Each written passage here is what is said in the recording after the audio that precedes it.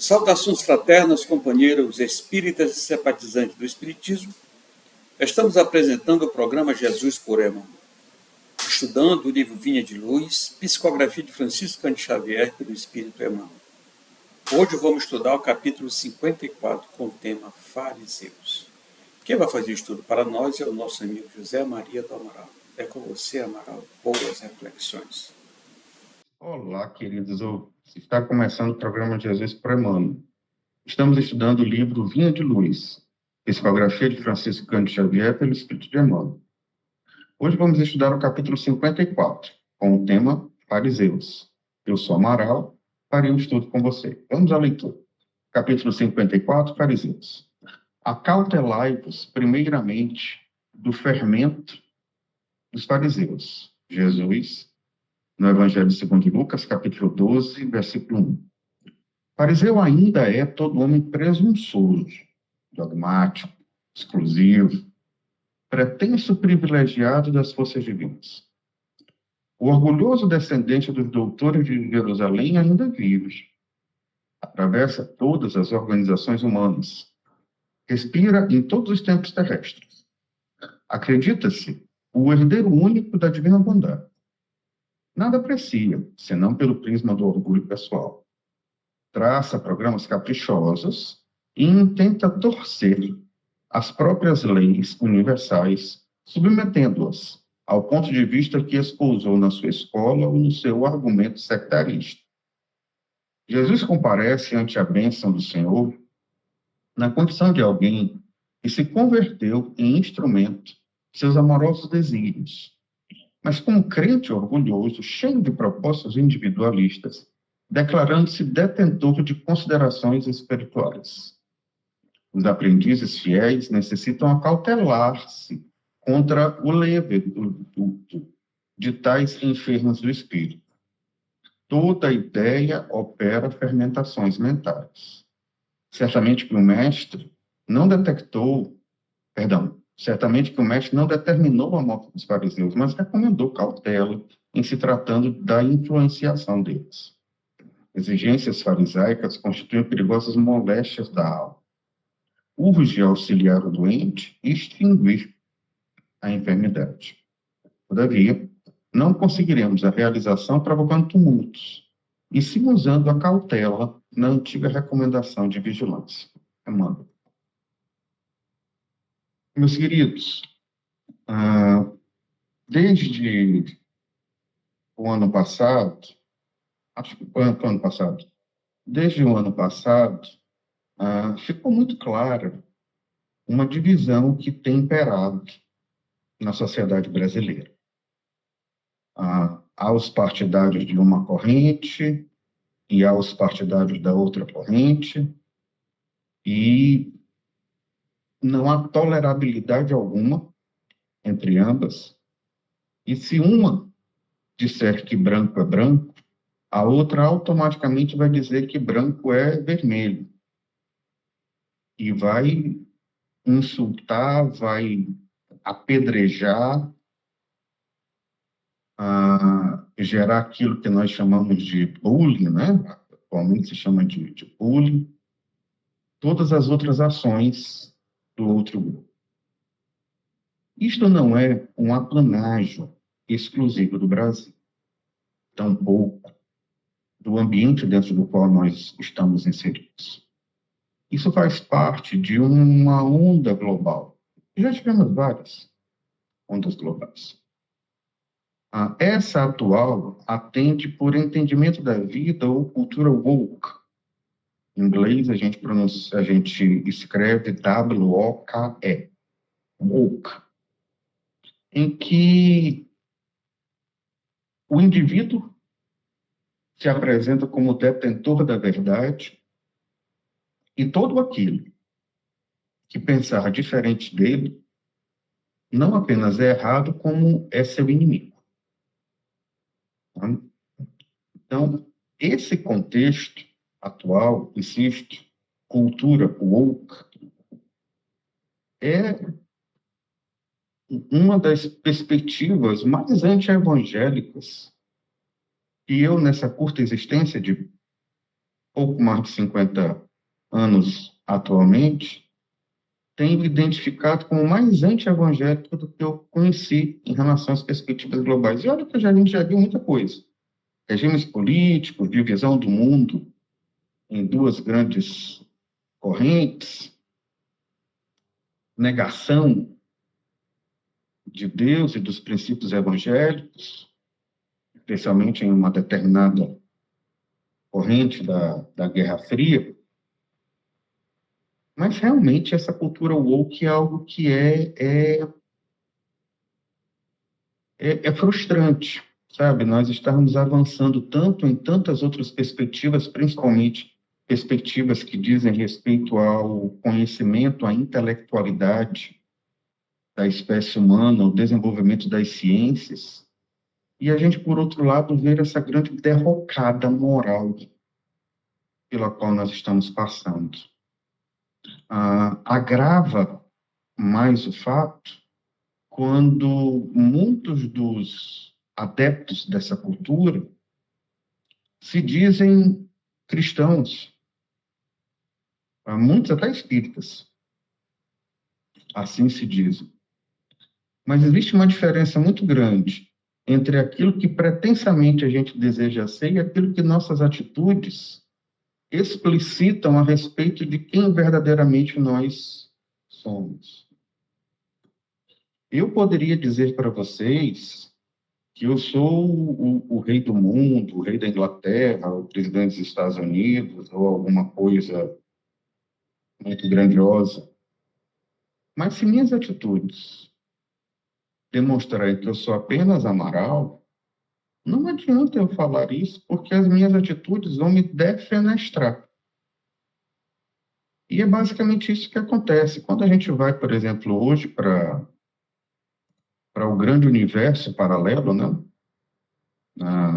Se Kardec tivesse encarnado essa mente poderosíssima dos grandes gênios da humanidade, ele precisaria, com o auxílio dos espíritos elevados, encaixar esse mundo virtual em alguma das realidades factíveis, né? Porque as pessoas hoje em dia vivem mais dentro das verdades, ou pseudo-verdades que elas criam nas mídias sociais do que na própria vida real, né?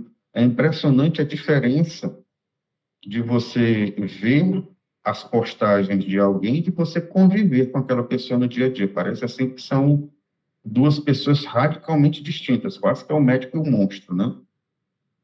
Um é feliz, vitorioso, extraordinário, está em todas as grandes conquistas, com um sorriso no rosto, e o outro é taciturno, duro, seco, ríspido, com todo mundo no dia a dia, cabisbaixo, os ombros estão para baixo. Nós não precisamos vestir personagens para nós sermos aceitos. Nós não somos mais adolescentes. O adolescente ele precisa, para ser aceito pelo meio, adotar as posturas que aquele meio de outros coleguinhas dele adotam. Nós não somos mais. É importante que nós tenhamos a perspectiva de que nós não somos mais crianças espirituais. Nós já temos muitas oportunidades encarnatórias só nesse planetinha azul e a gente não está subindo de degrau, a gente não está avançando de nível. E não dá mais para a gente utilizar como justificativa o desconhecimento. Não fiz assim, não agi dessa forma, porque desconheci as leis ético-morais que o Cristo Jesus nos trouxe através do seu evangelho. É isso. Entre encarnados e desencarnados que se encontram aqui hoje, nesse planetinha azul, nenhum pode dizer, nenhum podemos, né, que eu tenho que me encaixar, nenhum podemos dizer que nós não conhecemos o Evangelho do Cristo. Né? Nenhum de nós. Todos nós conhecemos o Evangelho do Cristo. Você pode até não saber que aquele ensinamento é do Evangelho do Cristo, mas todo o conteúdo do Evangelho do Cristo todos nós sabemos. E não sabemos por termos sido apresentados nessa encarnação. Nós já temos sido apresentados esse Evangelho a várias outras encarnações. E o chamado para nós não apenas conhecermos, mas realizarmos, continua presente. E nós, heroicamente, lutamos em sentido contrário, para continuarmos a utilizar o subterfúgio de que nós não conhecemos o Evangelho de Cristo para respaldar as nossas atitudes egoístas, mesquinhas e vaidosas. E o único sofredor com isso somos nós, e aqueles que nos amam. Porque quem ama sofre em ver o seu amado cometendo deslizes que são absolutamente desnecessários para o nosso processo atual de avanço, de elevação. Meus irmãos, quando algum amigo me questiona a respeito de paternidade, de maternidade, quer dizer, se eles perguntam como é, porque eles querem ser pais, eu disse, olha, saiba que é uma decisão que transpassa oportunidades encarnatórias. Quem é pai, quem é mãe, será mãe para o resto das encarnações. Não tenha a menor dúvida a respeito disso. E se, da mesma forma, as nossas maiores alegrias como os pais são as de ver os nossos filhos felizes, as maiores tristezas que nós temos como os pais são de ver nossos filhos cometendo equívocos, infelizes. Então, é fundamental que a gente compreenda que esse sofrimento, que cada vez que passa é mais obeso em nossas existências, é mais pesado em nossas existências, está diretamente vinculado à escolha nossa de sermos ou de não sermos realizadores do Evangelho de Cristo. Seguidores nós somos. Mas a questão agora é a solicitação para que nós realizemos. O planeta está em evolução. Ninguém mais quer saber se a gente conhece ou se a gente não conhece o Evangelho. A questão agora, a gente já está no outro patamar. Nós já estamos em outra série dessa escola. Agora a questão é, você realiza? Porque, meus irmãos, nada e nem ninguém pode nos separar do amor de Deus. Ah, Amaral, que palavra bonita, não sou eu que estou falando, isso é a Bíblia, isso é Jesus, é o Evangelho que fala. Nada e nem ninguém pode nos separar do amor do Pai. No entanto, as nossas existências, elas contemplam uma parcela significativa de felicidade ou de infelicidade vinculado ao nosso processo pessoal, individual e intransferível de agir e de pensar. Não adianta eu ir na mídia social do plano espiritual e postar no Instagram do plano espiritual que eu estou feliz se eu estou infeliz. Porque a espiritualidade não vai ver o Instagram, a espiritualidade vai ver o nosso coração, a nossa vibração. Não há nenhum tipo de obstáculo para que os espíritos reconheçam as emanações de pensamentos e de vibrações que nós elaboramos e nós emanamos o tempo inteiro. E lhes asseguro, com absoluta certeza, de que nada para mim dói mais do que eu ser infeliz. E tudo o que for possível, tudo o que for necessário para que eu deixe de ser infeliz, eu vou realizar, não por eu ser um espírito de luz extraordinário, é porque eu estou com as costas no couro, já está doído. Eu não aguento mais, eu não sei se você aguenta, eu não aguento mais. Então, o que é para ser feito? Veja, não como obrigação, mas como compreensão intelectual do processo. Olha, para eu sair de um lugar para outro, eu tenho que caminhar de um lugar para chegar no outro. Não adianta eu esperar alguém me carregar, porque ninguém vai me carregar. Ah, precisa que eu ande? Então eu vou andar, então eu vou fazer. Eu não tenho duas pernas, eu não tenho saúde. Por que eu vou ficar sentado no sofá da minha vida esperando que alguém me carregue para que eu chegue no objetivo da minha felicidade? Eu não tenho duas pernas. Além disso, eu tenho vários mentores, vários guias que estão no meu ao redor, me mostrando o caminho correto, os vários GPS da vida. Está na hora. Deixemos de lado essa falsa pretensão nossa de a gente ser alguma coisa que nós não somos e vistamos as sandálias da humildade e arregacemos as nossas mangas para que nós possamos trabalhar na seara do Pai, porque é o único caminho. Jesus nos ensina o caminho para sermos felizes. Sigamos o caminho que Jesus nos ensinou. Meus irmãos, essa foi nossa contribuição para divulgar o continente. Agradecemos ao nosso amigo Amaral pelas reflexões do capítulo 54, que traz o tema fariseus. Jesus nos convida a cautelar-nos, primeiramente, do fermento dos fariseus. Qual é o fermento dos fariseus? Orgulho, dogmatismo, exclusivista, detentor de toda a verdade, os privilegiados de Deus.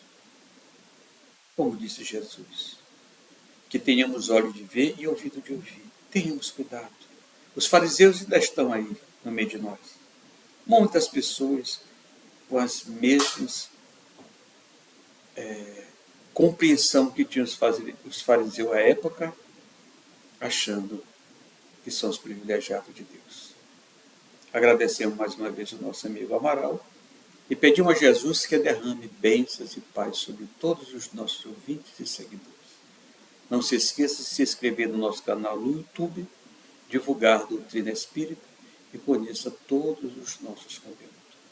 Paz no coração de todos. Até a próxima.